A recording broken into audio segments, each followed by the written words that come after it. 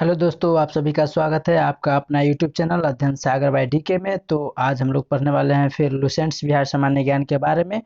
तो हम पिछला वीडियो में इसका कुछ भाग कर चुके हैं, तो एक बार विषय सूची देख लेते हैं हम लोग को क्या पढ़ना है। तो हम लोग बिहार भूगोल कर रहे हैं। बिहार भूगोल में बिहार की भौगोलिक स्थिति और एक एक करके प्राकृतिक विभाजन, ये एक एक करके टॉपिक करेंगे। तो हम लोग बिहार का भूगोल कर रहे हैं। तो इसमें कुछ पाठ हम पिछला वीडियो में कर चुके हैं। अगर आप लोग इस पिछला वीडियो नहीं देखे हैं तो प्लेलिस्ट बना हुआ है, आप लोग प्लेलिस्ट चेक करके देख सकते हैं। तो चलिए वीडियो को शुरू करते हैं। जो अब हम लोग को कहाँ से पढ़ना है, तो आज हम लोग को पढ़ना है बिहार के जलप्रपात व कुंड से। हम लोग को पढ़ना है बिहार के जलप्रपात व कुंड से। तो चलिए हम लोग शुरू करते हैं वीडियो को। अगर इस चैनल पर आप नए हैं तो इस चैनल को सब्सक्राइब कर लीजिएगा और नोटिफिकेशन कॉल कर लीजिएगा, क्योंकि सभी एग्जाम से रिलेटेड बुक कवर कराए जाते हैं और इम्पोर्टेंट क्वेश्चन जो है सो यहाँ टेस्ट सीरीज चलाते हैं। तो आप लोग अटैम्प्ट कीजिएगा और वीडियो आप लोग को अच्छा लगा तो लाइक कीजिएगा और अपने स्टडी ग्रुप में शेयर करना नहीं भूलिएगा। और आप लोग, मेरा टारगेट है कि आप लोग 100 लाइक कर दीजिएगा, मेरा टारगेट है। तो टारगेट आप लोग पूरा कीजिएगा और चैनल को सब्सक्राइब करना नहीं भूलिएगा और अपने दोस्तों को जोड़ना नहीं भूलिएगा। तो चलिए वीडियो को शुरू करते हैं। जलप्रपात: नदी का ढाल अकस्मात तीव्र हो अथवा ऊर्ध्वाधर हो और जल वेग से नीचे गिरे तो इस अवस्था को जलप्रपात कहते हैं। नदी का ढाल अकस्मात तीव्र हो, यानी कि नदी का जो ढाल हो वो एकाएक तीव्र हो, यानी कि तेजी सा हो, अथवा ऊर्ध्वाधर हो और जल वेग से नीचे गिरे, और जल जो है सो नीचे गिरे एक वेग से, उस अवस्था को जलप्रपात कहते हैं। जलप्रपातों का निर्माण उन नदियों के मार्ग में होता है, यानी कि जलप्रपातों का निर्माण उन नदियों के रास्ता में होता है जिनके तल में, तल मतलब होता है ऊपर, जिनके तल में कठोर तथा मुलायम सैलू की परतें क्रमवत स्थिर हो। बिहार के कई अन्य स्थानों पर विभ्रंश घाटियों तथा कठोर चट्टानों से निर्मित अवशिष्ट श्रेणियां और पहाड़ियां हैं जो जलप्रपातों को जन्म देती है। बिहार में गया, रोहतास और नवादा जिलों में अनेक स्थानों पर जलप्रपात मिलते हैं। तो बिहार में जलप्रपात कहाँ कहाँ मिलते हैं, तो गया, रोहतास और नवादा जिलों में अनेक स्थानों पर, यानी कि कई जगहों पर जो है सो जलप्रपात मिलते हैं। नेक्स्ट है ककोलत जलप्रपात, नवादा जिले में है। ककोलत जलप्रपात कहाँ है, तो नवादा जिले में। एकदम कॉन्स्टेंट होके फोकस डाल के हम लोग पढ़ेंगे, एक एक लाइन बाय लाइन हम करेंगे, चैप्टर वाइज करते हैं लाइन बाय लाइन। तो लाइन बाय लाइन फोकस डाल के आप लोग पढ़ेंगे एकदम कॉन्स्टेंट होके। तो ककोलत जलप्रपात कहाँ है, तो क्वेश्चन पूछा जा सकता है ककोलत जलप्रपात बिहार के कौन से जिले में है, तो नवादा जिले में है। नवादा शहर से 16 किलोमीटर दक्षिण में स्थित है। नवादा शहर से अगर एक्यूरेट पता किया जाए तो 16 किलोमीटर दक्षिण में स्थित है नवादा से। यह प्रपात कई चरणों में कोडरमा के पठार से उतरता है और इसकी कुल ऊंचाई जो है सो 47 यानी कि 47 मीटर यानी कि 160 फीट है। पर मुख्य प्रपात 24 मीटर यानी कि 80 फीट है। मुख्य प्रपात जो है वो 24 मीटर यानी फीट को बात किया जाए तो 80 है। चलिए नेक्स्ट, कर्मनाशा नदी पर बक्सर जिला में एक जलप्रपात है। कर्मनाशा नदी पर पूछा जा सकता है कर्मनाशा नदी पर कौन सा जलप्रपात है और किस जिला में पड़ता है। कर्मनाशा नदी पर जो जलप्रपात है वो कौन से जिला में पड़ता है, तो बक्सर जिला में। ऐसे भी पूछा जा सकता है बक्सर जिला में जो एक जलप्रपात है वो किस नदी पर है, तो वो कर्मनाशा नदी पर है। तो क्वेश्चन को इसी तरह घुमा फिरा के पूछा जाता है। कभी कर्मनाशा नदी किस जिले में पड़ता है जो जलप्रपात है, तो कभी पूछ देगा जो बक्सर में जो एक जलप्रपात है वो किस नदी पर है, ऐसे पूछा जाता है। आप लोग पता ही होगा। तो एक एक लाइन पर फोकस डाल के हम लोग पढ़ेंगे। इसके अतिरिक्त यानी कि इसके अलावा कैमूर जिले में भी दुर्गावती जलप्रपात है जो 90 मीटर है। अब फीट में बात किया जाए तो 300 फीट है ऊंचा है, तथा यह खादर कोह से गिरती है। यह जो गिरती है कैमूर वाला वो खादर कोह से गिरता है। इसी के निकट यानी कि इसी के नज़दीक फुलवारिया नदी पर जियार खुंड का एक छोटा जलप्रपात है। इसी के अगर नज़दीक अगल बगल देखा जाए तो फुलवारिया नदी पर जियार खुंड का एक छोटा जलप्रपात है। नेक्स्ट है बिहार के प्रमुख झरने व जलप्रपात। तो चलिए पढ़ते हैं एक एक कर। नाम है ककोलत, जिला या अवस्थित है नवादा में, यानी कि ककोलत जलप्रपात कहाँ है तो नवादा में स्थित है। दुर्गावती कहाँ है तो कैमूर में स्थित है। फिर यहाँ देखते हैं कर्मनाशा नदी पर जलप्रपात है जो कहाँ पड़ता है, बक्सर जिला में। और जियारा खुंड का जो छोटा प्रपात है वो कहाँ पड़ता है तो फुलवारिया नदी में। तो ये सब याद करने वाला है। अगर आप लोग पीडीएफ चाहते हैं तो कमेंट सेक्शन में बताइएगा, और ऐसे भी हम पीडीएफ टेलीग्राम चैनल पर डाल देते हैं, तो आप लोग हमारे सोशल मीडिया का जो है सो आप इस वीडियो के डिस्क्रिप्शन में लिंक दिया गया है, तो वहाँ से आप फॉलो और ज्वाइन कर सकते हैं। जो वीडियो से सारे अन्य इंक्वायरी जो है आप वहाँ इन्फो आप जान सकते हैं, इन्फॉर्मेशन जान सकते हैं, इस वीडियो के डिस्क्रिप्शन में है। और आप शॉर्ट ट्रिक्स पढ़ना चाहते हैं तो हमारा अन्य चैनल है DKGS रिसर्च ट्रिक्स, उसका भी लिंक हम इस वीडियो के डिस्क्रिप्शन में डाल देंगे, तो वहाँ से आप जाके सब्सक्राइब कर सकते हैं। और इस वीडियो को ज़्यादा से ज़्यादा शेयर कीजिए कि सभी साथियों के पास पहुँच जाए। और ये बुक अपने आप में, लुसेंट अपने आप में एक ब्रांड है, आप लोगों को पता होगा, जो हर एग्जाम के लिए हेल्पफुल होता है। ये एक अपने आप में नोट्स की तरह है जो लाइन बाय लाइन पढ़ना होता है, और लाइन बाय लाइन हम लोग पढ़ते भी हैं, चैप्टर वाइज भी, एक भी कुछ स्किप नहीं करेंगे। तो चलिए जलकुंड के बारे में पढ़ते हैं आगे। जलकुंड ऊंचे नीचे प्रदेश में पारगमय शैलों को ढाल मिल जाता है, और चूंकि उसमें उपस्थित जल समानांतर तल ही बनाएगा, अतः भूपृष्ठ ऊपरी परागमय शैल से जल स्वतः बाहर निकल पड़ता है। इस प्रकार भूमि से रिश्ते जल को स्रोत या जलकुंड कहते हैं। ऊंचे नीचे प्रदेश में प्रागमय शैलों का ढाल मिल जाता है, और चूंकि उसमें उपस्थित जल जो होता है, उसमें जो रहता है जल है, वो समानांतर तल ही बनाएगा, अतः भूपृष्ठ उभरी परागमय शैलों से जल का स्वतः बाहर निकल पड़ता है। इस प्रकार भूमि से रिश्ते जल को स्रोत या जलकुंड कहते हैं। बिहार में प्राकृतिक रूप से गर्म हुए जल के अनेक कुंड हैं, जिनके जल का तापमान जो है वो 30 से 70 डिग्री सेंटीग्रेड तक रहता है। आगे है गर्म जलधारा।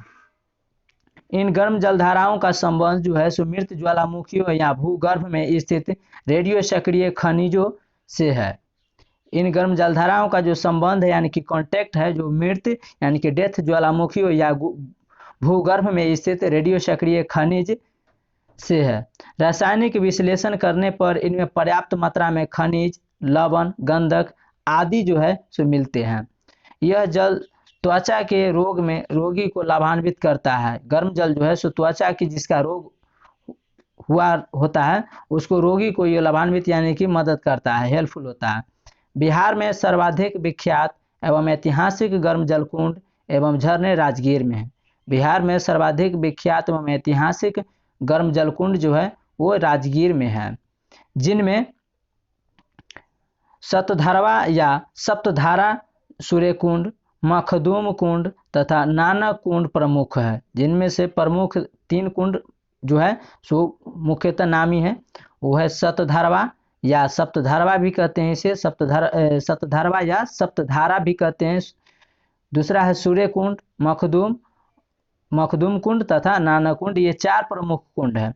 इन सभी कुंडों में पानी जो है सो 70 डिग्री सेल्सियस से अधिक गर्म रहता है। इन चारों कुंड में पानी 70 डिग्री सेल्सियस से अधिक गर्म रहता है।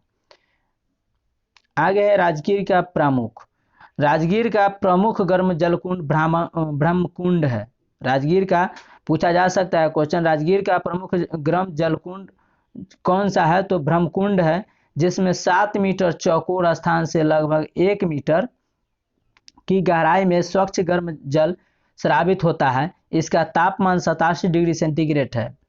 मुंगेर जिले के खड़गपुर पहाड़ियों में अनेक कुंड हैं, जिनमें सीता कुंड, रामेश्वर कुंड और लक्ष्मण कुंड, ऋषि कुंड आदि प्रमुख है। मुंगेर जिले के खड़गपुर पहाड़ियों में अनेक कुंड हैं, जिनमें सीता कुंड, रामेश्वर कुंड, लक्ष्मण कुंड, ऋषि कुंड आदि प्रमुख है। इनका पानी 58 डिग्री सेल्सियस से भी अधिक गर्म पाया जाता है। यहाँ लक्ष्मण कुंड का पानी सर्वाधिक गर्म यानी कि लगभग 62 डिग्री सेल्सियस जो है तो सिर्फ लक्ष्मण कुंड का पानी गर्म रहता है। आगे है बिहार के प्रमुख जलकुंड एवं उनकी अवस्थी, यानी कि कहाँ स्थित है, कौन से जलकुंड। तो सप्तधारा या सतधारा, सप्तधारा या सप्तधरवा, सप्तधरवा कहाँ है, तो राजगीर में है। सूर्य कुंड कहाँ है, राजगीर में। मखदूम कुंड कहाँ है, तो राजगीर में। लक्ष्मण कुंड कहाँ है, लक्ष्मण कुंड कहाँ है, तो मुंगेर में। रामेश्वर कुंड कहाँ है, तो मुंगेर में। यानी कि सप्त या सतधरवा राजगीर, सूर्य कुंड राजगीर, मखदूम कहाँ है, तो राजगीर में। तो 2 गो हो गया स से, 1 हो गया म, तो ससम, ससम राजगीर में।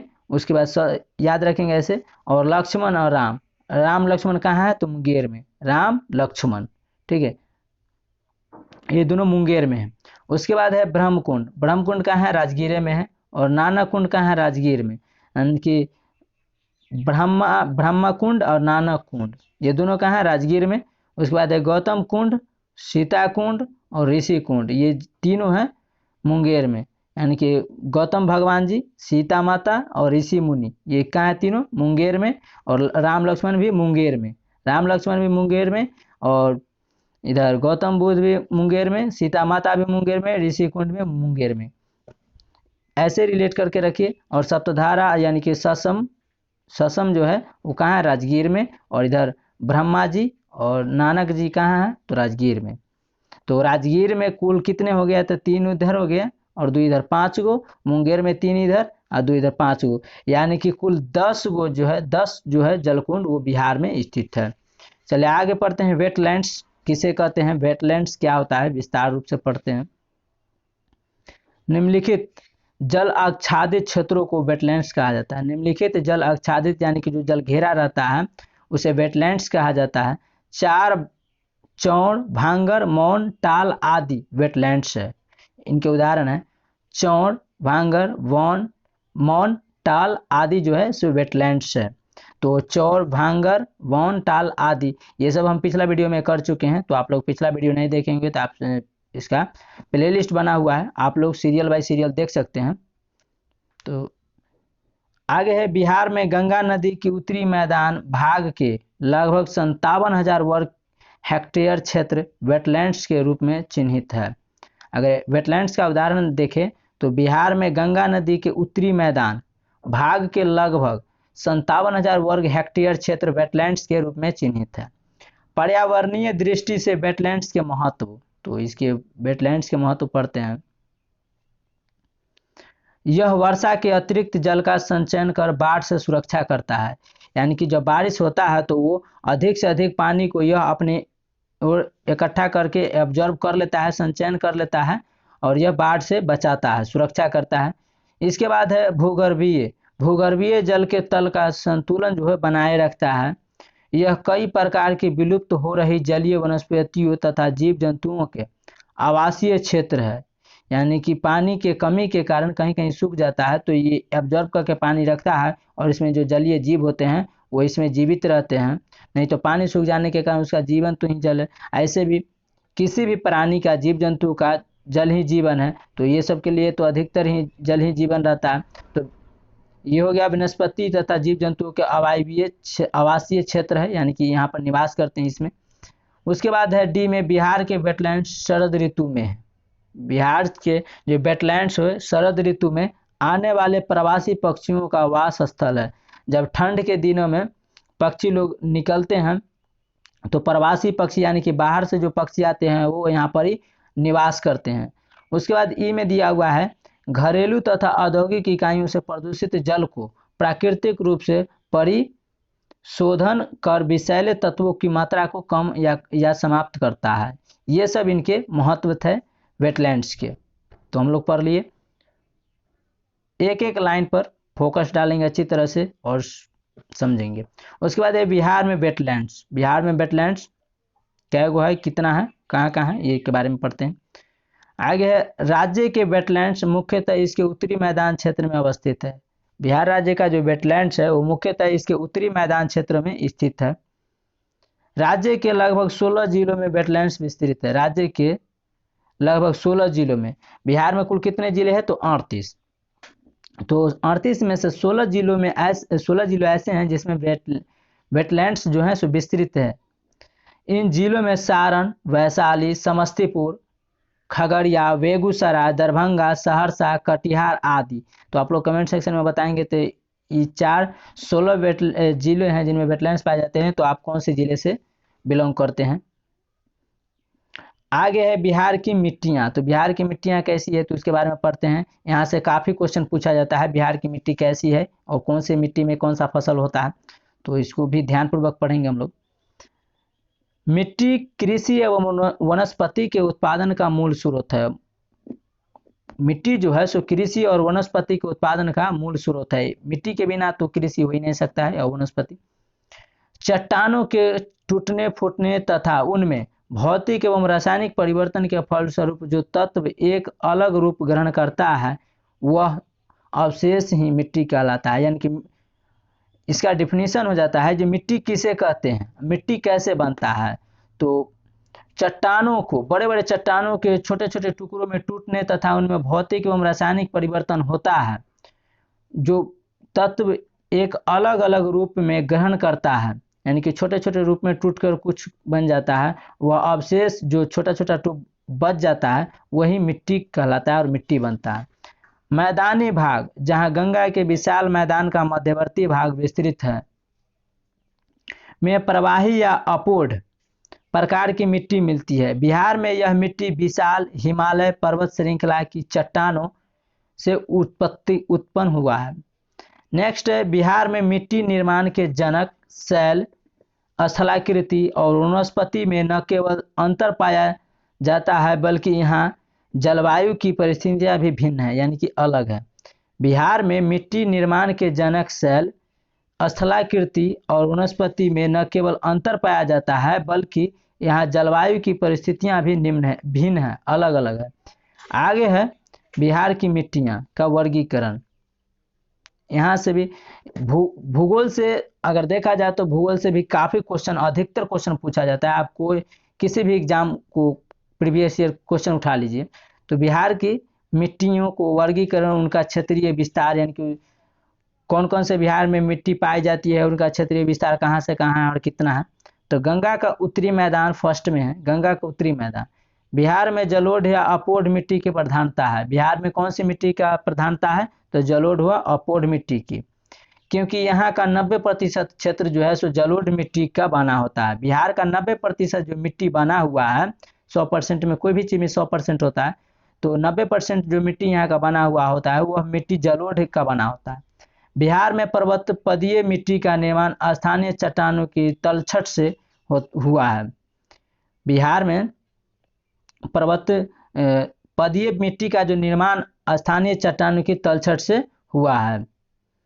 नेक्स्ट है कि यह भावर के मैदान का क्षेत्र है, यह भावर के मैदान का क्षेत्र है। यह मिट्टी पश्चिमी चंपारण के उत्तरी पश्चिमी भाग में पाया जाता है। गंगा का जो जलोढ़ मिट्टी जो पाया जाता है वो कहाँ पाया जाता है? तो यह मिट्टी पश्चिमी चंपारण के उत्तर पश्चिमी भाग में पाया जाता है। उसके बाद है पर्वतीय मिट्टी। तो पर्वतीय मिट्टी के बारे में पढ़ते हैं। पर्वतीय मिट्टी पश्चिम चंपारण उत्तर पश्चिमी भाग में पाया जाता है। ये भी जो पाया जाता है वो पश्चिम चंपारण उत्तर पश्चिमी भाग में पाया जाता है। तो ऐसे भी क्वेश्चन पूछा जा सकता है, पर्वतीय मिट्टी जो है सो कौन से जिला में पाया जाता है? तो पश्चिम चंपारण उत्तर पूर्वी पश्चिमी भाग में पाया जाता है। यहाँ आधारभूत चट्टाने के ऊपर अपरदित चट्टानों के छोटे बड़े टुकड़े मिलते हैं। भारी वर्षा और नमी की अधिकता के कारण कहीं कहीं दलदली मिट्टी का भी विकास हो गया है। भारी वर्षा और नमी की अधिकता के कारण कहीं कहीं दलदली मिट्टी का भी विकास हो गया है। वन क्षेत्र अधिक होने के कारण यहाँ भूरे रंग की अम्लीय मिट्टी है। यहाँ पर बिहार में पश्चिमी चंपारण जिला में वन क्षेत्र यानी कि अधिक जंगल होने के कारण यहाँ का जो मिट्टी का रंग है वो भूरे रंग की अम्लीय मिट्टी है, अम्लीय यानी कि नमकीन। उसके बाद है तराई मिट्टी। तराई क्षेत्र में दलदली मिट्टी बिहार की उत्तरी सीमा के साथ तराई क्षेत्र में दलदली मिट्टी बिहार की उत्तरी सीमा के साथ पश्चिम में चंपारण की पहाड़ियों से लेकर पूरब में किशनगंज तक फैली है। इस अम्लीय मिट्टी का रंग हल्का भूरा या पीला है तथा यह गन्ना, धान और पटसन खेती के लिए अनुकूल है। तो बिहार के कौन से जिला में सर्वाधिक वर्षा होती है? तो यही है किशनगंज, जहाँ सर्वाधिक वर्षा होती है। और सबसे ज़्यादा तापमान पूछा जाए तो वह है गया। गया में बिहार के सबसे ज़्यादा, अगर पूछा जाए कि बिहार के कौन से जिला में सर्वाधिक तापमान होता है तो गया में, और ठंड भी कहाँ पड़ता है तो गया में, जहाँ गर्म तहाँ ठंड भी। आगे है पुरानी जलोढ़ मिट्टी या भांगर मिट्टी, तो इसके बारे में पढ़ते हैं। इस मिट्टी का जो विस्तार है यानी कि फैलाव है पूर्णिया और सहरसा जिलों के कोसी क्षेत्र में अधिक है। पुरानी जलोढ़ मिट्टी का जो विस्तार है वह पूर्णिया और सहरसा जिलों के कोसी क्षेत्र में अधिक है तथा दरभंगा और मुजफ्फरपुर के बाद चंपारण के उत्तरी पश्चिमी भाग में संकीर्ण होती हुई भांगर की पट्टी समाप्त होती है। इस मिट्टी में चूना और क्षारीय तत्व नहीं है। यह मिट्टी हल्के भूरे रंग की होती है। कुछ क्षेत्रों में इसे करैल या कैवाल मिट्टी भी कहा जाता है। पुरानी जलोढ़ मिट्टी को या भांगर मिट्टी को करैल या कुछ क्षेत्रों में कैवाल मिट्टी भी कहा जाता है। सिंचाई की पर्याप्त व्यवस्था होने पर इस मिट्टी में धान, जूट यानी कि पटसन जिसको पटुआ कहते हैं, गेहूं की अच्छी फसल होती है। कुरैल या कैवाल मिट्टी का क्षेत्र जो है सो गंगा के दक्षिणी भाग में शाहाबाद से लेकर गया, पटना, मुंगेर होता हुआ भागलपुर तक विस्तृत यानी कि फैला हुआ है। नेक्स्ट है बलसुंदरी मिट्टी। तो बलसुंदरी मिट्टी के बारे में पढ़ते हैं। बिहार के उत्तरी मैदान में भांगर क्षेत्र के बाद बलसुंदरी मिट्टी का क्षेत्र है। बिहार में उत्तरी मैदान के भांगर क्षेत्र के बाद जो बलसुंदरी मिट्टी का क्षेत्र है, यह मिट्टी गहरे भूरे रंग की है तथा इसकी प्रकृति क्षारीय है। पूर्णिया के दक्षिण भाग से प्रारंभ होकर जो बलसुंदरी मिट्टी है वो पूर्णिया के दक्षिणी भाग से प्रारंभ यानी कि शुरू होकर सहरसा, दरभंगा, मुजफ्फरपुर के दक्षिणी भाग को घेरता है। संपूर्ण सारण जिले तथा चंपारण के शेष दक्षिणी पश्चिमी भाग में विस्तृत यानी फैला इस मिट्टी को पुरानी जलोढ़ भी कहते हैं, जिसमें चूने के तत्वों की प्रधानता 30% से अधिक है। यह क्षेत्र आम, लीची और केले के बाग के लिए प्रसिद्ध है। तो बिहार में सबसे ज़्यादा फ्रूट्स कहाँ होते हैं? तो मुजफ्फरपुर में। चलिए नेक्स्ट है खादर मिट्टी। खादर मिट्टी यह नवीन जलोढ़ मिट्टी है। खादर मिट्टी को नवीन जलोढ़ मिट्टी भी कहते हैं, जिसका विकास जो है सो बाढ़ के मैदान में हुआ। खादर मिट्टी का विकास कहाँ हुआ, कौन क्षेत्र में? तो बाढ़ के मैदान के क्षेत्र में। यह बाढ़ द्वारा लाई गई मिट्टी है। खादर मिट्टी जो है सो बाढ़ में बहकर आया हुआ मिट्टी है। ये मिट्टी के कारण इसमें उर्वरता बढ़ती है, यानी कि खादर मिट्टी में जो है सो उपज अच्छा खासा होता है। यह किसके द्वारा लाया जाता है? तो बाढ़ में यह भंस कर यानी कि दह कर आता है। यह मिट्टी गंगा के घाटी, गंडक और बूढ़ी गंडक की निचली घाटी, कोसी और महानंदा की घाटी में पाई जाती है। यह मिट्टी कहाँ पाई जाती है? तो गंगा की घाटी, गंडक और बूढ़ी गंडक की निचली घाटी और कोसी और महानंदा की घाटी में पाई जाती है। यह गहरे भूरे रंग की होती है तथा इसमें कहीं बालू की मात्रा तो कहीं चीका की मात्रा अधिक मिलती है खादर मिट्टी में। नेक्स्ट है गंगा का दक्षिणी मैदान। गंगा के दक्षिण में ताल यानी पुरानी जलोढ़ और बलथर मिट्टी का क्षेत्र है। गंगा का दक्षिणी मैदान में ताल या पुरानी जलोढ़ और बलथर मिट्टी का क्षेत्र है। उसके बाद है टाल मिट्टी। गंगा के दक्षिण भाग में 8 से 10 किलोमीटर की चौड़ी पट्टी में मोटे कणों वाली धूसर रंग की मिट्टी पाई जाती है। गंगा के दक्षिणी भाग में 8 से 10 किलोमीटर की चौड़ी पट्टी में मोटे कणों वाले धूसर रंग की मिट्टी पाई जाती है। धूसर रंग की इस मिट्टी को टाल मिट्टी कहते हैं। धूसर रंग की इस मिट्टी को टाल मिट्टी कहते हैं।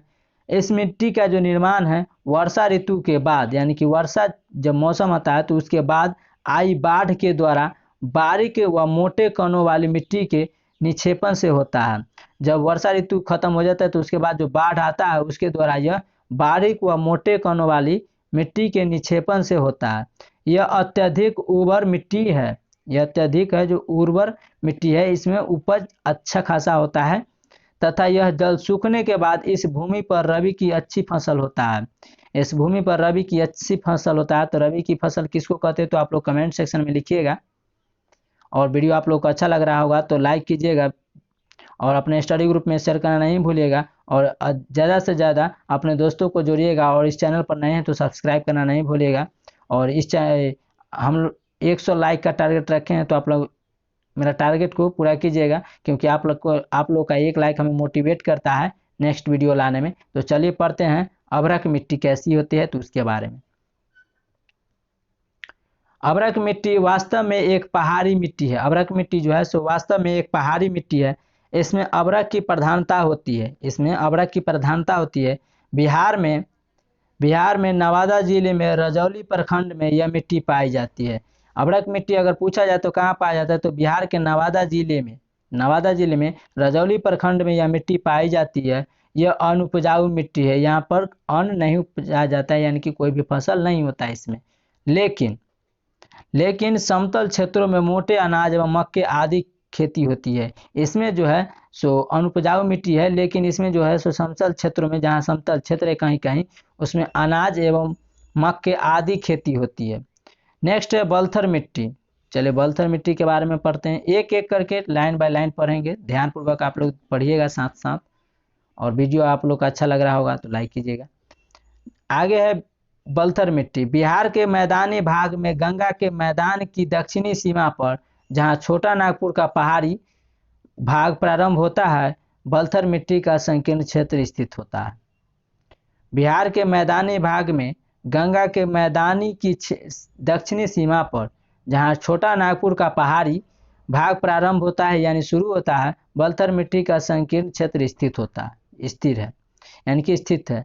इसमें रेत मतलब होता है बालू, कंकड़ की बहुलता रहती है। इसमें रेत और कंकड़ जो है सो बहुत मात्रा में पाया जाता है। इस मिट्टी का रंग पीला और लाल होता है। बलथर मिट्टी का रंग कैसा होता है तो पीला और लाल होता है। इस मिट्टी में होने वाली प्रधान फसलें हैं। बलथर मिट्टी में कौन कौन से फसल उगते हैं? मक्का, अरहर, कुल्थी, चना, जिसको कुर्थी भी बोलते हैं, चना तथा ज्वार, बाजरा, ये सब फसल जो है सो बलथर मिट्टी में उगाए जाते हैं। यह मिट्टी कैमूर पठार और गंगा सोन दोआब के साथ स्थल पर भी पाई जाती है। बलथर मिट्टी जो है सो कैमूर और पठार, गंगा सोन दोआब के संधि स्थल पर भी पाई जाती है। पश्चिम में कैमूर पठार से पूर्व में राजमहल की पहाड़ियों तक इस बलथर मिट्टी का संकीर्ण क्षेत्र स्थित है। इसमें लोहा का अंश अधिक होने के कारण, बलथर मिट्टी में लोहा का जो अधिकांश अंश होने के कारण जो है इसका रंग लाल होता है तथा इसमें जल संग्रह करने की क्षमता कम होती है। इसमें जल एब्जॉर्ब नहीं करता है, या जो भी होता है इसके ऊपर से जल बहकर चला जाता है, ये जल को सोख कर नहीं रखता है।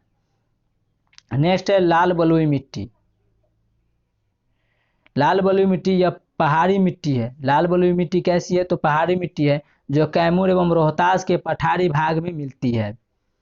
इसमें बालू की मात्रा अधिक होती है। लाल बलुई से अंदाजा लगा सकते हैं, इसमें बालू की मात्रा जो है अधिक है तथा इसकी उर्वरा शक्ति जो है सो बहुत कम है, यानी कि इसमें किसी भी फसल का अच्छा खासा नहीं मिलता है रिस्पॉन्स। इस मिट्टी में मोटे अनाज उगाए जाते हैं। इस मिट्टी में जो है सो मोटे अनाज उगाए जाते हैं। आगे है बिहार की मिट्टियाँ। भौतिक रासायनिक लक्षण क्या है इसके बारे में पढ़ते हैं। प्रमुख क्षेत्र यानी कि कहाँ ये मिट्टी पाया जाता है, प्रमुख फसल कौन कौन से उगाए जाते हैं, तो इसके बारे में पढ़ते हैं। मिट्टी पर्वतपदीय मिट्टी, इसकी भौतिक या रासायनिक लक्षण देखो तो यह अपर्दित चट्टानों के छोटे बड़े टुकड़े व भूरा रंग या अम्लीय मृदा के होते हैं। उसके बाद देखें तो यह कहाँ पाया जाता है, इसका प्रमुख क्षेत्र कहाँ है तो पश्चिम चंपारण के उत्तर पश्चिमी भाग में। पश्चिम चंपारण है उत्तर पश्चिमी भाग में, यानी कि ऐसे समझ सकते हैं पश्चिम चंपारण के पश्चिमी उत्तर भाग। यह प्रमुख फसल यहाँ कौन सा है तो अनउपजाऊ है, यानी कि वन क्षेत्र है। यहाँ फसल नहीं उगाया जाता है, सिर्फ यहाँ वन पाए जाते हैं, जंगल। उसके बाद है तराई मिट्टी का जो भौतिक रासायनिक लक्षण है वो क्या है, वो रेत व कंकड़ युक्त भूरा एवं हल्का पीला होता है। यह चंपारण एवं किशनगंज में पाया जाता है, इसका प्रमुख क्षेत्र है। और इसमें जो उगाए जाते हैं वो धान, पटसन यानी कि पटुआ एवं गन्ना यानी कि ईख उगाए जाते हैं। आगे है बलसुंदरी मिट्टी। बलसुंदरी मिट्टी वह चूना व क्षार युक्त गहरा भूरा रंग के सफ़ेद रंग के होता है। और इसका जो क्षेत्र है वह सहरसा, चंपारण, पूर्णिया, सारण एवं मुजफ्फरपुर क्षेत्र में पाया जाता है, जिला में। और इसमें जो फसल है वो गन्ना यानी ईख, धान, गेहूँ, मक्का व तंबाकू उगाए जाते हैं, यानी कि खैनी तंबाकू जिससे खैनी बनता है। आगे है खादर या नवीन जलोढ़ मिट्टी। खादर या नवीन जलोढ़ मिट्टी, तो इसका रासायनिक या भौतिक लक्षण देखें तो यह चूना व क्षार की कमी, इसमें चूना व क्षार की कमी रहता है। और गहरा भूरा या काला रंग काफ़ी होता है, काफ़ी उर्वर होता है। इसका प्रमुख क्षेत्र देखो तो यह मुजफ्फरपुर, मुंगेर, चंपारण, पूर्णिया, सहरसा, दरभंगा, भागलपुर में पाया जाता है यह मिट्टी। और इसमें जो है सो जूट यानी पटुआ, पटसन, गन्ना, धान, गेहूँ, मक्का, चना, अरहर आदि उगाए जाते हैं। नेक्स्ट मिट्टी है बांगर या पुरानी मिट्टी। इस मिट्टी का जो रासायनिक या भौतिक लक्षण देखें तो यह क्षारीय एवं अम्लीय या गहरा भूरा होता है।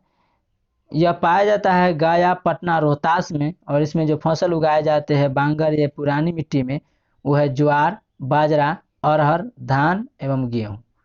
नेक्स्ट है टाल मिट्टी। टाल मिट्टी जो है इसका रासायनिक या भौतिक लक्षण देखो तो यह बारीक से लेकर मोटे कणों की वाली धूसर रंग की भारी मिट्टी होती है, जो पटना, बाढ़, मुंगेर और भागलपुर में पाया जाता है।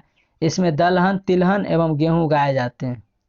नेक्स्ट है बलथर मिट्टी। बलथर मिट्टी जो रेत यानी बालू व कंकर युक्त होता है, यानी कि बालू और कंकर से भरा होता है, यह बालथर मिट्टी जो अम्लीय और पीलापन लिए हुए लाल रंग रहता है। यह पीलापन और लाल रंग का रहता है बलथर मिट्टी।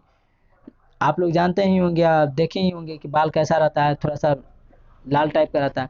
कैमूर के क्षेत्र में यह पाया जाता है बलथर मिट्टी। इसमें जो फसल उगाए जाते हैं ज्वार, बाजरा, अरहर।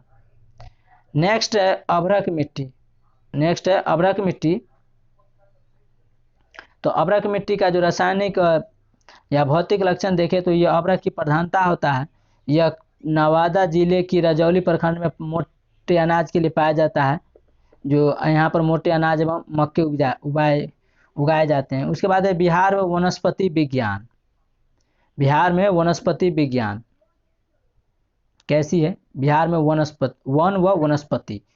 तो बिहार में चूंकि वर्ष के 3-4 महीने में ही बिहार में चूंकि वर्ष के 3-4 महीने यानी कि एक साल में 3-4 महीने में ही 80% से अधिक वर्षा हो जाती है। 3-4 महीना में ही, एक साल में 12 महीना होते हैं, लेकिन 12 महीना में से 3-4 महीने में ही जो है से यहाँ 100 में से 80% बारिश हो जाती है। जबकि वर्ष की शेष 8-9 महीने की अवधि में वर्षा अपेक्षाकृत नगण्य यानी कि कम होती है। इसलिए यहाँ की जो प्राकृतिक वनस्पति में पर्णपाती यानी पतझड़ किस्म के वन अधिक पाए जाते हैं बिहार में। वर्षा की कमी यानी कि 3-4 महीना ही बारिश 80% हो जाती है, उसके बाद जो है सो 8-9 महीना बिना बारिश के यहाँ रहना पड़ता है, जिसके कारण जो यहाँ का होता है प्राकृतिक वनस्पति वो पतझड़ टाइप का रहता है। इस प्रकार के वनों के वृक्ष ग्रीष्म काल के यानी कि गर्मी के आरंभ होते ही अपनी पत्तियां गिरा देते हैं, जिसमें वे गर्मी की शुष्कता को झेलने में समर्थ हो जाते हैं। वर्तमान बिहार के करीब 6.22 लाख हेक्टेयर क्षेत्र में यानी कि 6.22 लाख हेक्टेयर क्षेत्र में वन फैले हैं। तो वर्तमान बिहार के में अभी तक कितना लाख हेक्टेयर में जमीन वन फैले हैं जंगल? तो 6.22 लाख हेक्टेयर क्षेत्र में जो है सो वन फैले हैं। जो राज्य में कुल भौगोलिक क्षेत्र का लगभग भौगोलिक क्षेत्र से कंपेयर किया जाए तो 6.65% यानी कि भारत 2019 के अनुसार यह ज्ञातव्य है कि झारखंड राज्य के निर्माण के पूर्व यानी कि जब बिहार से झारखंड राज्य अलग हुआ था तो उससे पहले यह अविभाजित बिहार में 16.87% भाग पर वन पाए जाते थे, जो अभी कितना है तो 6.65% पर। उसके बाद है चंपारण और पूर्णिया जिलों को छोड़कर चंपारण और पूर्णिया जिलों को छोड़कर गंगा के उत्तरी मैदान की जो प्राकृतिक वनस्पति आकृषि और योग्य भूमि झीलों और ताल क्षेत्र में छिटपुट रूप से उपलब्ध होने वाले बबूल, शीशम और बांस के रूप में उपलब्ध है। नेक्स्ट, राज्य में गंगा के दक्षिणी मैदान में राजगीर आदि पहाड़ी क्षेत्रों में सीमित वन क्षेत्र उपलब्ध है। राज्य में गंगा के दक्षिणी मैदान में राजगीर आदि पहाड़ी क्षेत्रों में जो है सो सीमित वन क्षेत्र उपलब्ध है। बिहार में सामान्यतः मानसूनी वन मिलते हैं। बिहार में कैसे मानसूनी मिलती हैं? तो सामान्यतः मानसूनी, परंतु इसके तराई क्षेत्र में उपोष्ण पर्णपाती यानी पतझड़ वन भी मिलते हैं। भारतीय वन सर्वेक्षण यानी कि FSI द्वारा जारी भारत में वन स्थिति रिपोर्ट के अनुसार ISFR के द्वारा देखे 2017 के डाटा के अनुसार तो बिहार में 45 वर्ग किलोमीटर क्षेत्र बढ़ा है। बिहार में 45 वर्ग किलोमीटर जो क्षेत्र है सो बढ़ा है। ये वन मुख्यतः पश्चिमी चंपारण, मुंगेर और बांका, जमुई, नवादा, लखीसराय, गया, रोहतास, कैमूर, औरंगाबाद आदि जिलों में ये जो वन है सो मुख्यतः पश्चिमी चंपारण, मुंगेर, बांका, जमुई, नवादा, लखीसराय और गया, रोहतास और कैमूर, औरंगाबाद आदि जिलों में है, जहां लगभग 5064 वर्ग किलोमीटर वन क्षेत्र है। वहां 5064 वर्ग किलोमीटर वन क्षेत्र है, यानी कि जंगल क्षेत्र है, जंगल है। इस जिलों में वन अवक्रमित है। इस जिलों में वन जो है अवक्रमित है। यहाँ वनों से केंदु पत्तियां, यहाँ के वनों से केंदु पत्तियां, लाख, गोंद, साल के बीज और इमारती लकड़ी मिलती है। राज्य वन विकास निगम महुआ, करंज और कुसुम के बीज एकत्रित करता है। राज्य वन विकास निगम महुआ जो है करंज और कुसुम के बीज एकत्रित करता है, यानी कि कुसुम, करंज और कुसुम जो साग होता है कुसुम, उसका जो हरा साग सब्जी है और कुसुम, उसका जो बीज है उसे एकत्रित यानी कि इकट्ठा करता है। राज्य में 12 आरक्षित वन है। राज्य में जो है सो 12, यानी बिहार राज्य में कितने आरक्षित वन है? तो 12 पूछा जा सकता है क्वेश्चन यहाँ से। प्रदेश में मानसूनी पर्णपाती वन पाए जाते हैं, यानी कि इस प्रदेश में जो है सो मानसूनी पर्णपाती वन पाए जाते हैं, जिन्हें वर्षा की अधिकता एवं न्यूनता के आधार पर भी 2 भागों में विभाजित किया जा सकता है। पहला है आर्द्र पर्णपाती वन और दूसरा है शुष्क पर्णपाती वन। पहला है आर्द्र पर्णपाती वन, तो इसके बारे में पढ़ते हैं। ये वन विशेष रूप से किशनगंज जिले के उत्तर पूर्वी भाग में आर्द्र पर्णपाती, जहां किशनगंज में सर्वाधिक, बिहार के 38 जिला में से सर्वाधिक वर्षा किशनगंज में होता है। यहाँ पर उत्तर पूर्वी भाग में हिमालय की तराई के दलदली भाग और सोमेश्वर की पहाड़ियों पर मिलते हैं। इस क्षेत्र में 120 सेंटीमीटर से अधिक वर्षा होती है। सोमेश्वर आर्द्र पर्णपाती वन क्षेत्र में जो है, यानी कि किशनगंज जिले में जो है 120 सेंटीमीटर अधिक वर्षा होती है। आगे अत्यंत घनी वनस्पति।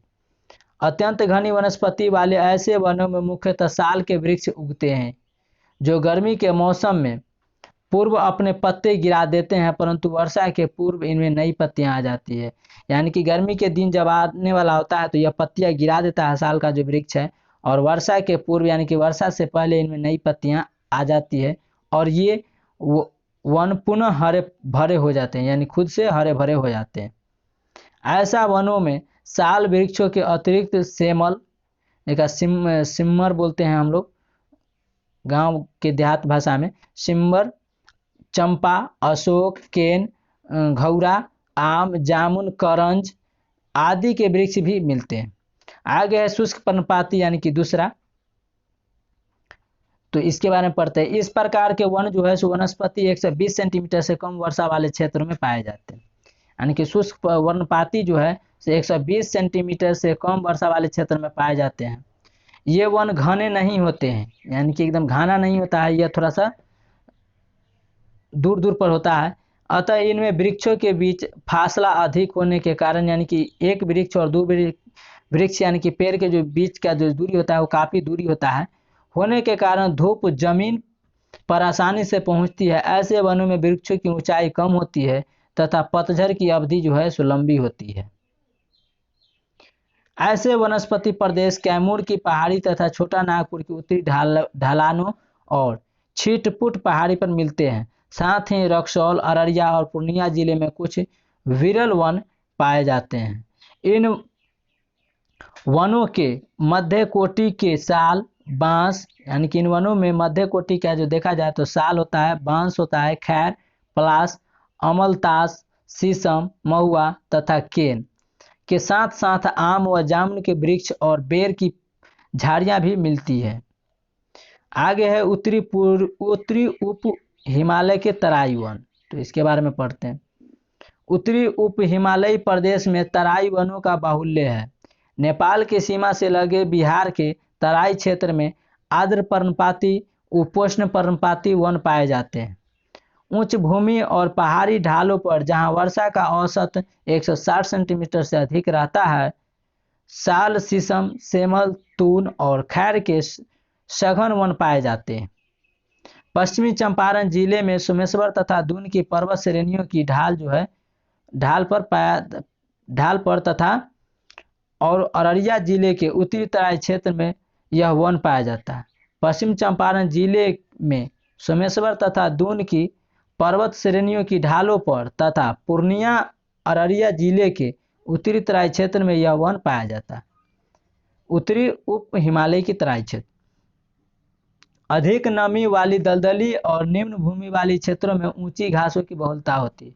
अधिक नमी जहां रहता है और दलदली भूमि वाले क्षेत्रों में जो है सो घासों की बहुलता यानी कि बहुत मात्रा में पाया जाता है। तराई क्षेत्र में सवाई घास तथा नरकट और झाऊ की घनी पहाड़ियां पाई जाती है। सहरसा और पूर्णिया के उत्तरी सीमांत क्षेत्रों में साल वनों की पट्टी विस्तृत है यानी कि फैला है। आगे है बिहार में वनों का वितरण, तो इसके बारे में पढ़ते हैं। बिहार में वनों का वितरण। राज्य में वनों का वितरण समरूप नहीं है।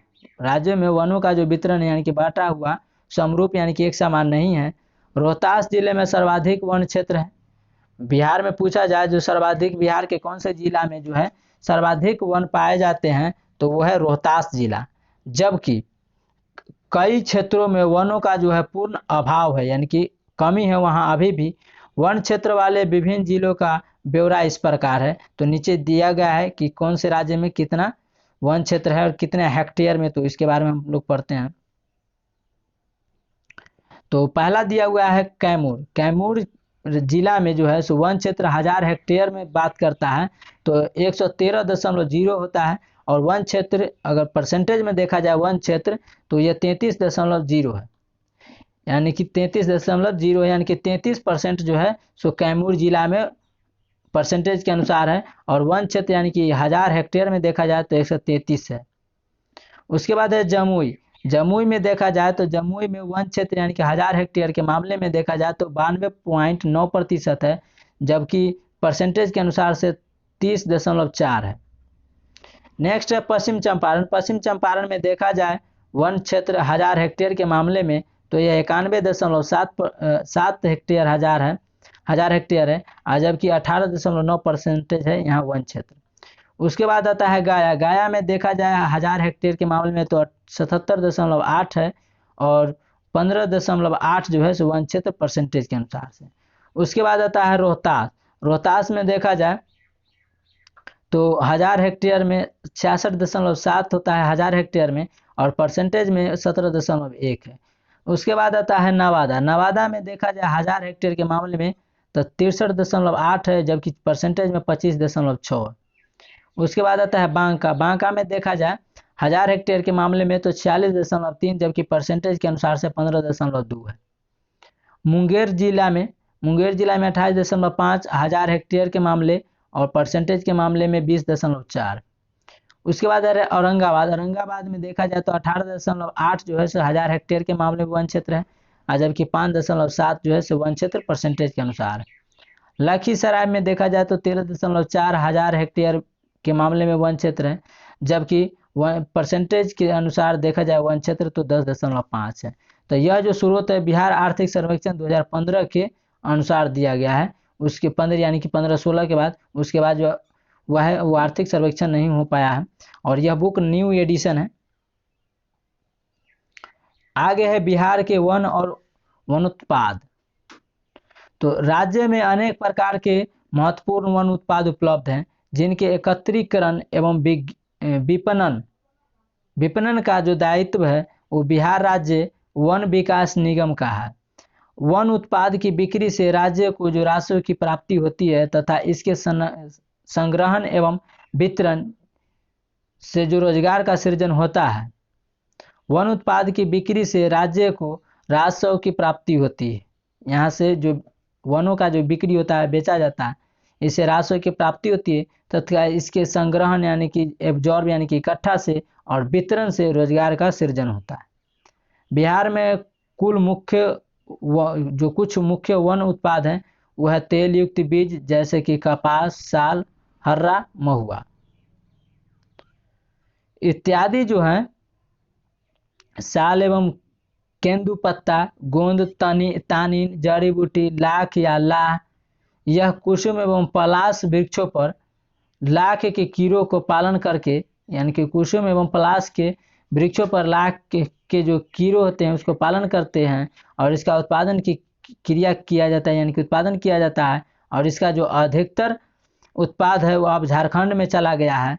झारखंड 15 नवंबर 2000 ईस्वी को बट गया था, और परंतु दक्षिणी बिहार के झारखंड सीमा से सटे वनों में यह उपलब्ध है। बांस, तसर या भागलपुर के वन उपवन में पाए जाने वाले अर्जुन के पत्तों पर पलने वाले रेशम के कीड़ों से मिलता है तथा सवाई घास जो है सो साहेबगंज एवं भागलपुर में प्रचुर मात्रा में उपलब्ध है आदि।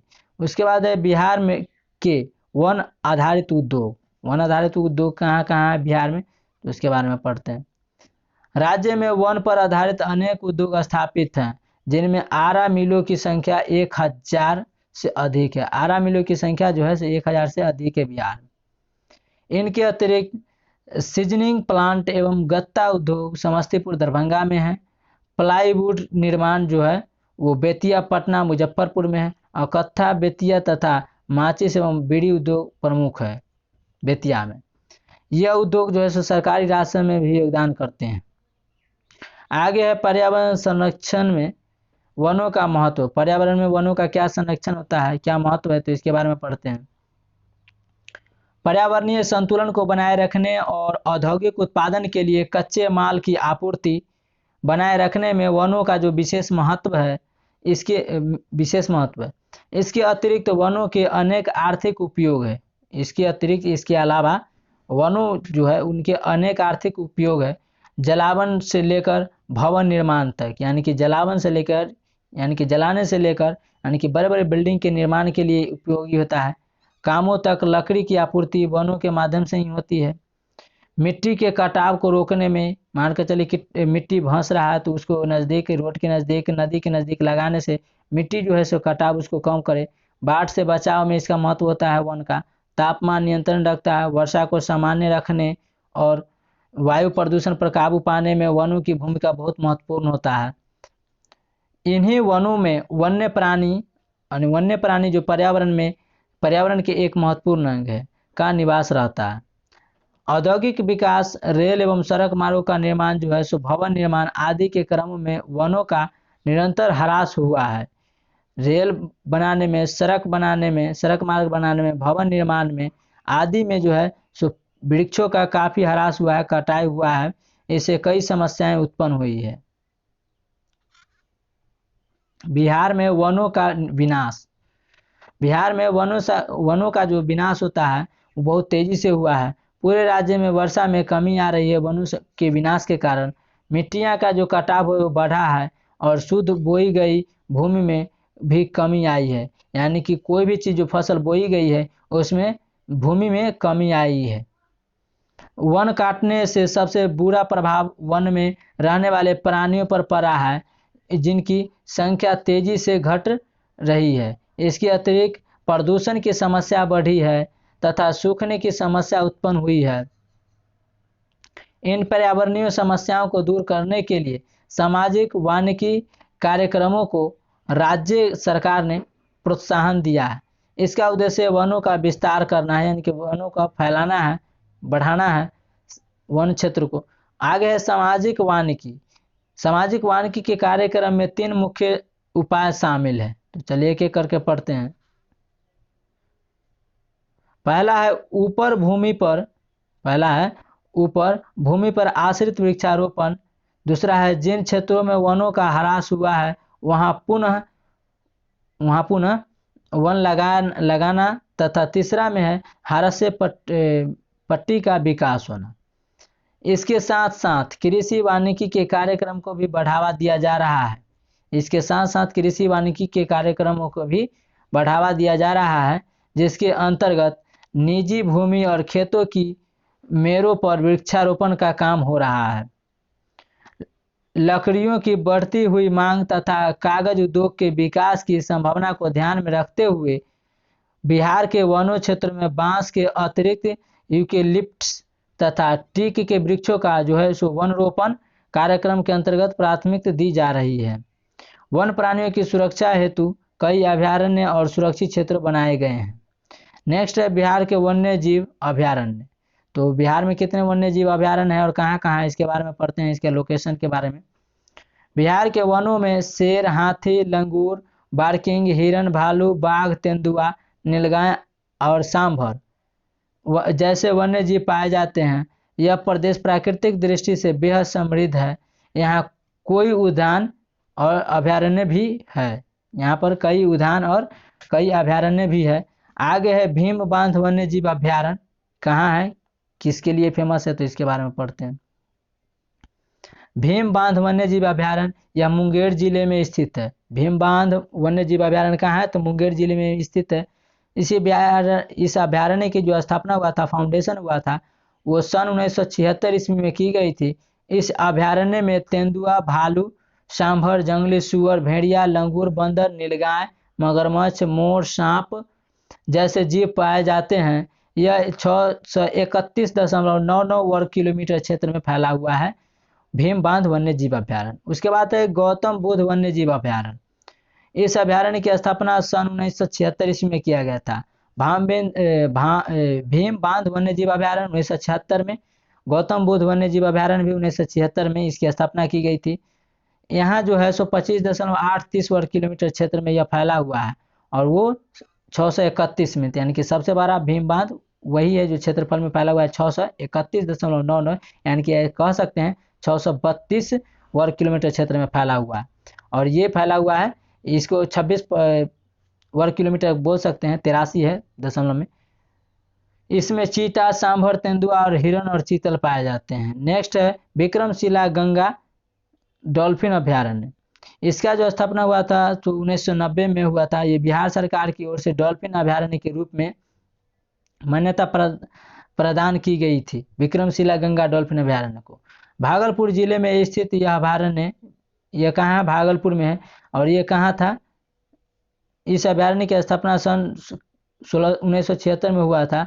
और ये कहाँ पड़ता है, तो गया में 1976 में किया गया था, बल्कि इसका क्षेत्र और ये कहाँ है इसको नहीं बताया गया है।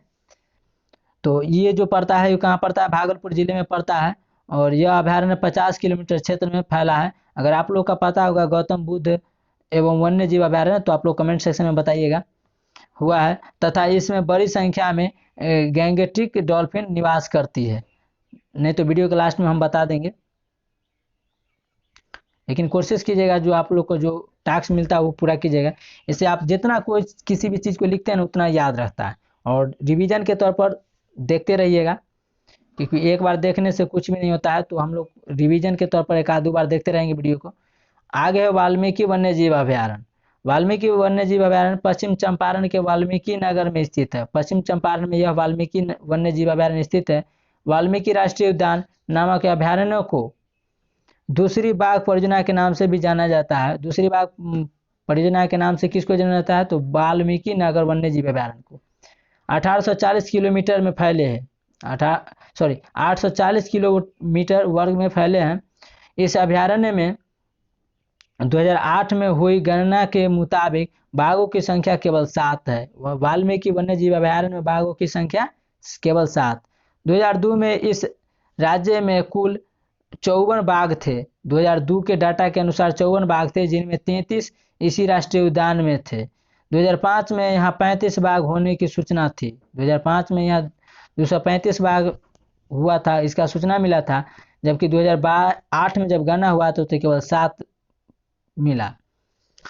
2008 के डाटा के अनुसार 7 बाघ था।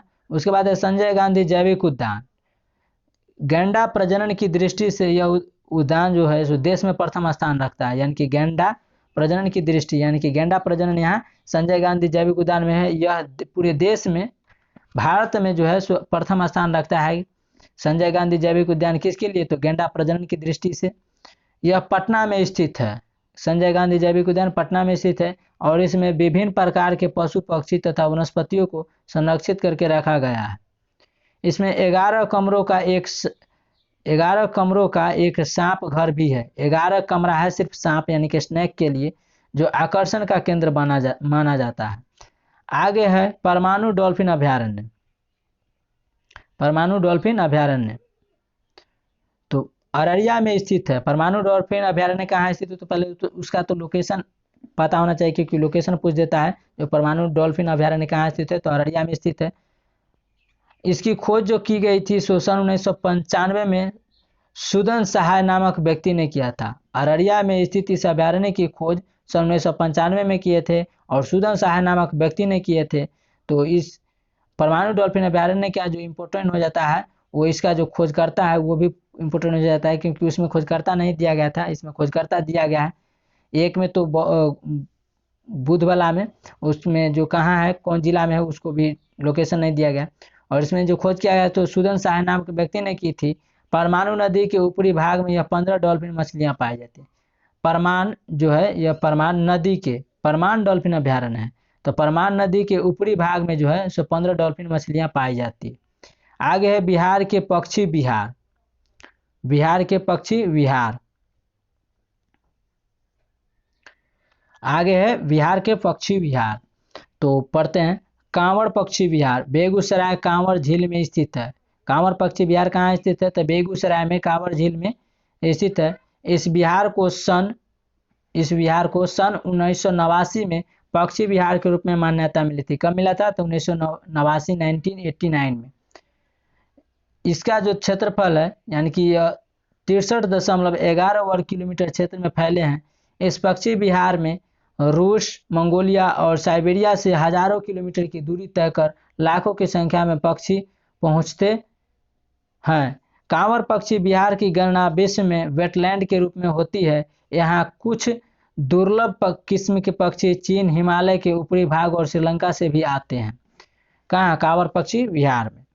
उसके बाद है नागी पक्षी विहार, जमुई जिले में स्थित है। इस पक्षी विहार को 1987 में यानी कि 1987 में पक्षी विहार के रूप में मान्यता मिला था और इसको 1989 में मान्यता मिला था कांवड़ पक्षी विहार को, और नागी पक्षी विहार को 1987 में मान्यता मिला। यह जो है सो 7.91 यानी कि 91 वर्ग किलोमीटर क्षेत्र में फैला हुआ है। उसके बाद है बक्सर पक्षी विहार, ये 25 वर्ग किलोमीटर में फैले हैं। इस पक्षी विहार में अक्टूबर महीने में लालसर नामक पक्षी कश्मीर से यहाँ प्रवास पर आते हैं और मार्च में पुनः कश्मीर की वापसी करती है, वादियों में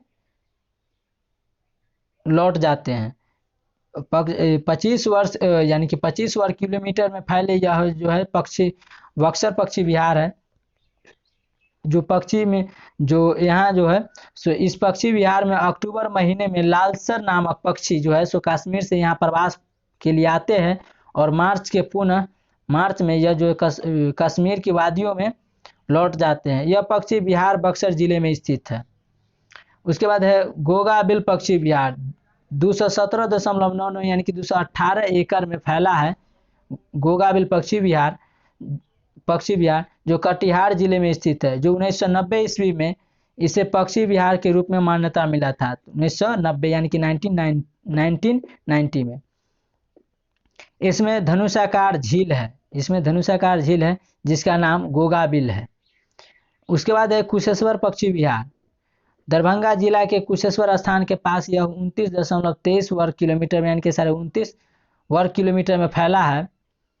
इस पक्षी विहार को उत्तर भारत का सबसे बड़ा पक्षी विहार माना जाता है, यानी कि उत्तर बिहार का जो बड़ा पक्षी विहार माना जाता है, उत्तर भारत का सबसे बड़ा पक्षी विहार वो कुशेश्वर पक्षी विहार को माना जाता है।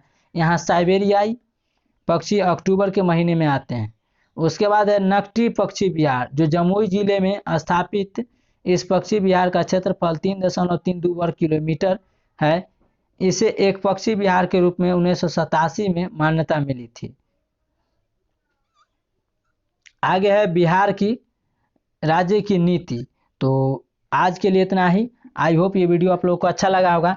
तो मिलेंगे बिहार राज्य की वन नीति के बारे में, जो बिहार राज्य की वन नीति कैसी है। तो आप लोग ये वीडियो आप लोग को अच्छा लगा तो एक लाइक करना नहीं भूलिएगा, और 100 लाइक का टारगेट हम रखे हैं, ज़्यादा नहीं। तो आप लोग टारगेट को, हमारे टारगेट है उसको आप लोग पूरा कीजिएगा, और वीडियो आप लोग ज़्यादा से ज़्यादा शेयर कीजिए अपने दोस्तों में, और अधिक से अधिक दोस्तों को जोड़िए, और चैनल को सब्सक्राइब करना नहीं भूलिए इस चैनल पर नए हैं तो। और पिछला वीडियो आप लोग नहीं देखे हैं तो इसका प्लेलिस्ट बना हुआ है, आप लोग प्लेलिस्ट चेक करके देख सकते हैं। और वीडियो से सारी इन्फॉर्मेशन जो है तो इस सोशल मीडिया पर डाल देते हैं, जो इस वीडियो के डिस्क्रिप्शन में लिंक दिया हुआ है, फेसबुक, इंस्टाग्राम, टेलीग्राम, तो वहाँ से अपना ज्वाइन और फॉलो कर सकते हैं। तो चलिए आज के लिए इतना है, मिलेंगे फिर नेक्स्ट वीडियो में बिहार राज्य की वन नीति के साथ। तो थैंक यू, जय हिंद।